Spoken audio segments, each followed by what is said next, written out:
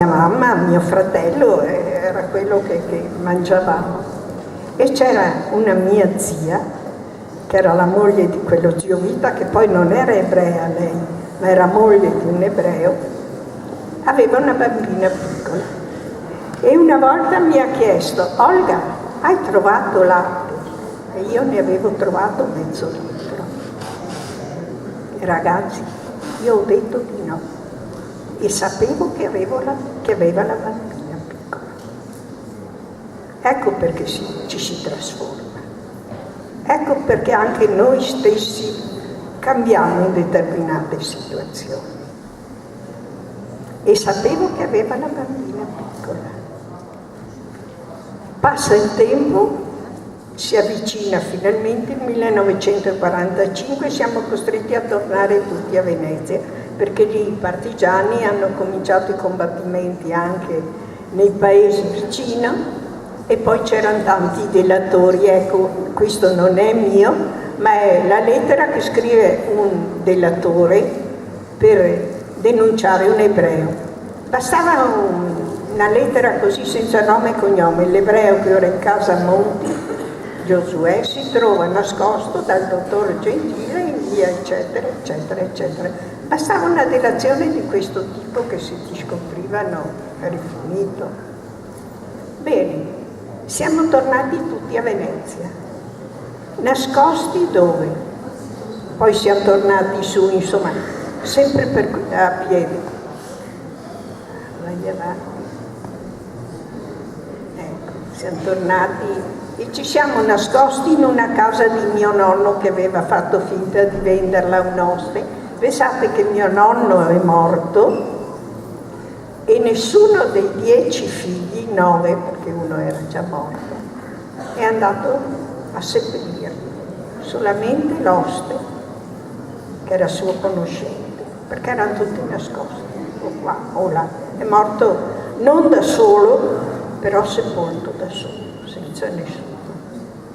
E questi sono i giorni della liberazione. Finalmente sono arrivati i giorni della liberazione. Che si ricorda quando si festeggia il giorno della liberazione? Di solito si festeggia il 25 aprile.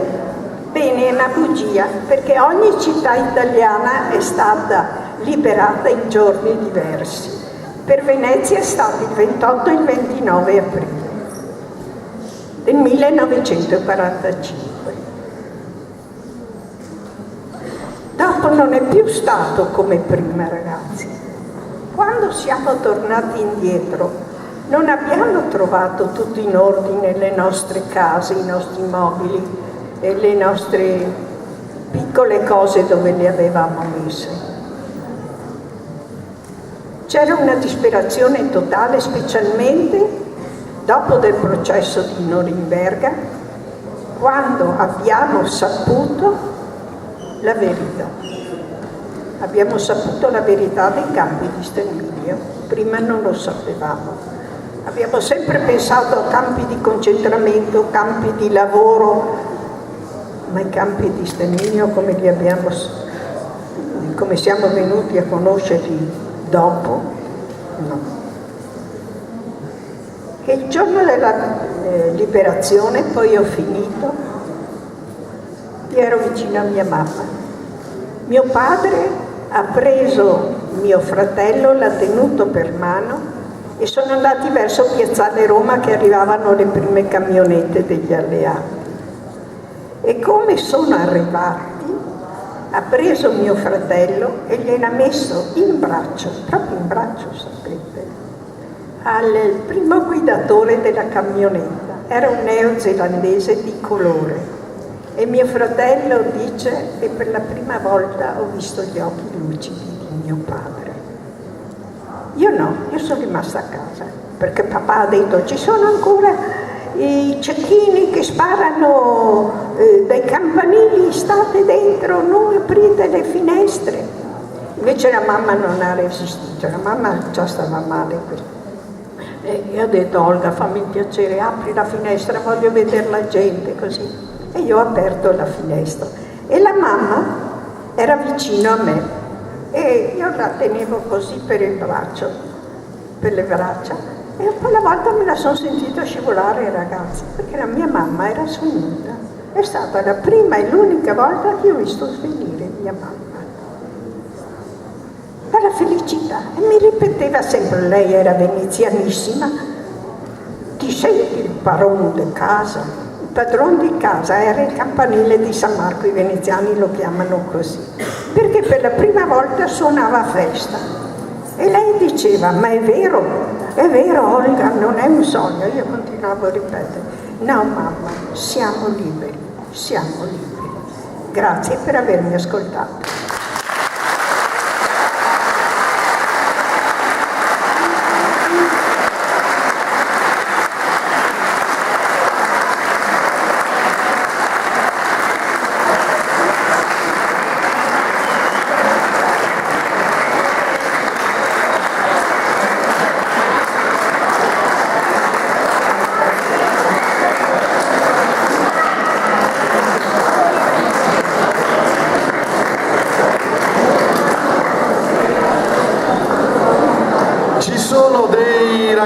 Ragazze che hanno fatto delle domande. Allora, io provo a leggerle. Ad alcune di queste Olga ha già risposto. Quanti anni aveva all'epoca delle leggi razziali? Ce lo ha detto, aveva 13 anni, e poi la guerra è finita invece quando lei ne aveva 18, 17, 18. La guerra è finita quando io sono stata liberata, 20 anni avevo. Ricordo sempre che io voglio niente anni da persona libera. Con chi era il momento di fuggire? Ce l'ha raccontato, era con tutta la sua famiglia, che poi ha raggiunto alcuni zii, prima a Nervesa della Battaglia e poi sull'altipiano di Asiago. A questa domanda invece di Martina io non posso rispondere, perché è una domanda introspettiva, cioè ci deve dire Olga come si è sentita quando ha lasciato la sua casa. Chi è Martina? Come mi sono sentita, ve l'ho detto prima, all'improvviso mi sono sentita una delinquente. All'improvviso. Non sapevo nemmeno che cosa fosse questa sensazione di sentirsi ricercati, di sentirsi proprio con la testa piegata, con le spalle ricurve così per non farmi vedere. Prima da ragazzina non avevo mai provato questa sensazione, come di abbandono, non so, di sporco, ecco, di sporco proprio dentro. Ho avuto questa impressione di non essere più la persona di prima.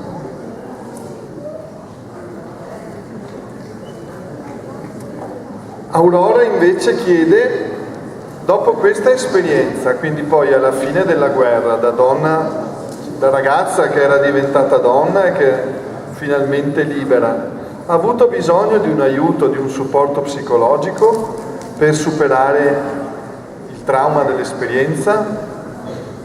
Il mio. Allora non si usavano gli psicologi. E il mondo che avevo intorno a me era ridotto a frantumi, perché la guerra lascia il disastro. Venezia ancora è stata una delle città fortunate, però guardate qua a Treviso cos'era successo.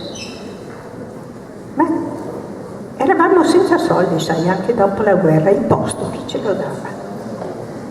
Dovevamo rifare tutto.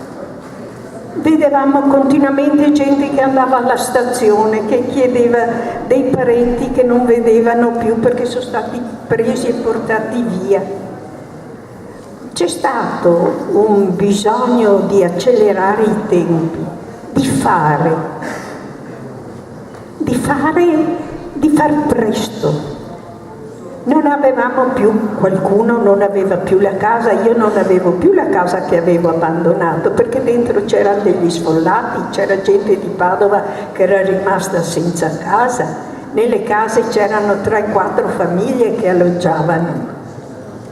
E quindi era tutta una situazione precaria, l'Italia doveva rifarsi, abbiamo impiegato tanti anni. E quello che è stato tremendo è quello che abbiamo saputo, l'ho detto prima, dopo il processo di Norimberga, eccetera, quello che è successo nei campi di sterminio. E non solo per gli ebrei, per tutti. Dorina invece chiede: qual è stato il momento in cui ha avuto più paura? Paura ce l'avevo sempre. Paura e forza nello stesso tempo. Non era forza, era la forza della disperazione che ti va avanti. Non so, il momento che ho avuto più paura, no, è stato paura fisica proprio, non dovuta ai fattori esterni. Una volta che venendo giù dalla Malga, perché venivamo verso sera o verso mattina presto, mi sono persa in mezzo ai boschi e vedevo arrivare la notte e ho detto: qua non ce la faccio arrivare in paese, non lo vedevo il paese, poi durante la guerra non c'erano tutte le illuminazioni che ci sono adesso. E cosa faccio? E allora ho pensato, ho fatto finta di essere un eschimese, ragazzi, ho cominciato con le mani a scavarmi una bocca dentro, perché avevo imparato, la scuola insegna magari qualcosa, che sotto la neve è meno freddo che sopra. Allora ho scavato con le mani così, ho raschiato con le unghie, ho detto casomai mi muovo fino che posso e dopo mi copro tutta con la neve sotto con sta buca, ma sapete, fare con le mani una buca per una persona non è proprio tanto agevole. Poi all'improvviso invece ho cominciato a dire: ma io ci sono passata di qua prima, non ci sono passata, e di là, e piano piano sono arrivata a Gaglio, al paese, e naturalmente tutta di nascosto, perché non è che in paese arrivassimo così, nascondavamo gli sci, andavamo piano piano che non ci vedessero, a parte che io credo che tutti sapessero e nessuno ha parlato. E molti sono stati quelli, i giusti, che io dico non hanno avuto medaglie, non hanno avuto premi e che hanno aiutato la gente. E quello è stato un attimo, non un attimo magari, che ho avuto proprio paura, perché ho visto che non avevo nessuna soluzione, non mi ero fatta nessuna possibilità di soluzione per sopravvivere. Giada invece chiede: quando ha visto il titolo del Corriere della Sera, che magari non ha visto ma qualcuno gliel'ha raccontato, qual è stata la prima cosa che ha fatto, che le è venuta in mente, quindi appena ha conosciuto l'esistenza delle leggi razziali? Io non ho visto il Corriere della Sera, l'abbiamo saputo così. Non ci si credeva. Come non credereste voi se vi dicessero quelli con i capelli ricci devono andare via da scuola? La stessa cosa. Non ci si credeva, e qui è stato il guaio di tanti ebrei italiani che potevano essere salvati e che non si sono salvati. Dicevano: ma cosa vuoi, in Italia gli ebrei sono integrati da millenni, cosa vuoi che succeda? Dicono, ma poi non si fa, vedrai, tutto un po' all'italiana, invece è stata vera. Certi non si sono nascosti più di tanti, e quando sono stati presi, che c'è stata più di una, come si può dire, una raccolta di ebrei a Venezia, certe mamme che avevano i bambini, i carabinieri hanno detto mandate via i bambini, erano là in fila per essere messi in una scuola che si chiama Morosini. I bambini dateli a chi volete, al primo che passa, ma non tenetevi che di qua non tornate più. E certi dicevano, ma mio figlio che lo do a uno che passa, vedrà. E così tanti si sono traditi in quella maniera. Pensate che a Venezia è stata presa una mamma col bambino di 2 mesi. Il pericolo che era per il potere allora. Aurora chiede ancora com'è riuscita a sopravvivere, ma questo ce lo ha già detto. È sopravvissuta perché aveva voglia di vivere, e quella è stata la leva che ha consentito a Olga, ai suoi cari, a molti, di superare le difficoltà, e poi non da sola, perché qualcuno l'ha aiutata, qualcuno ha semplicemente taciuto, e quindi si è riusciti a sopravvivere. Aurora sempre chiede come ha superato il trauma, ma anche questo Olga ce l'ha detto. Il 28 di aprile, quando ha spalancato le finestre, Olga, la sua famiglia, gli italiani si sono resi conto di quante erano le cose di cui c'era bisogno, e che non ci sarebbe stato nessuno che avrebbe fatto le cose di cui c'era bisogno al posto loro, ma che avrebbero dovuto fare loro le cose di cui c'era bisogno, e questo forse è stata la cosa che più ha aiutato. Ci sono altre domande che non sono arrivate qui, che magari nel frattempo... Se avete qualche domanda da fare, ragazzi, alla quale io possa rispondere, fatelo semplicemente, non occorre scrivere. Non pensiate che siano domande sciocche. Gli ebrei dicono è più importante la domanda della risposta. Vuol dire che avete cominciato a pensare. Grazie.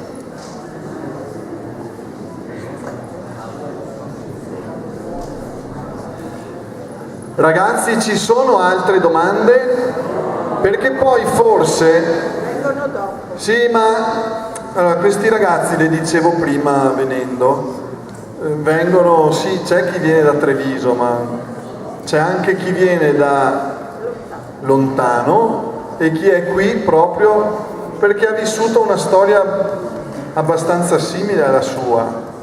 Cioè ci sono ragazzi che sono in Italia perché sono scappati da guerre, da persecuzioni, magari su scala più ridotta, per cui può anche, io metto nel conto che qualcuno di voi, ascoltando le cose che ci sono state raccontate, magari abbia potuto accedere alla propria memoria, a quella dei propri genitori, dei nonni, degli zii, e che magari abbia voglia di fare qualche domanda.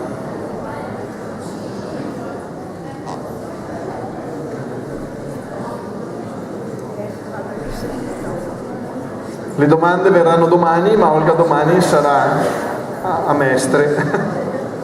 Posso io farvi una domanda, ragazzi? Pensateci, non rispondetemi subito. Pensate che certe cose possano tornare ancora? Ecco, rispondete pure anche in gruppo. Certe cose, non dico per gli ebrei, allarghiamo il campo. Possono succedere ancora? No? Quanti dicono no? Alzate la mano quelli che dicono no. Quindi siete convinti che possano succedere? Stanno succedendo in altra forma, ma stanno succedendo. È questo che dobbiamo stare attenti, perché non ce ne accorgiamo, ma stanno succedendo.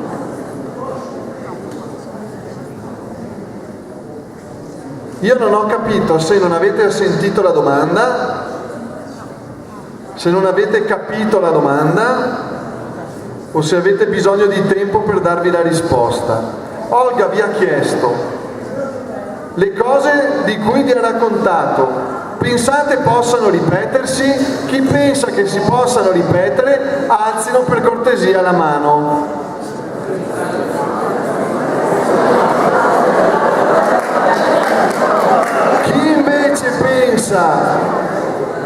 che siano cose successe una volta per sempre, alzi la mano. La maggioranza pensa che si possano ripetere. Allora adesso abbiamo due ragazze, per favore portate pazienza e state in silenzio per altri 5 minuti.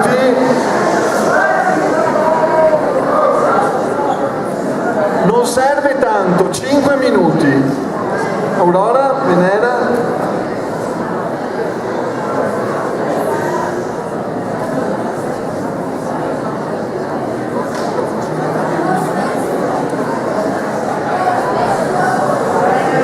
Signora, a nome delle allieve di acconciatura le volevamo... Anche delle altre. Di tutta la scuola. Brava.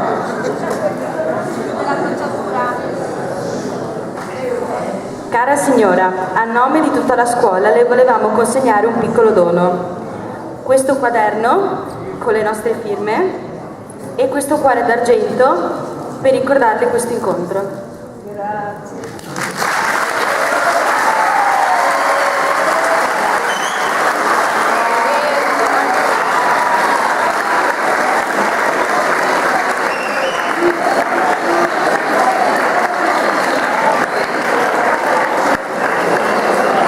Noi ringraziamo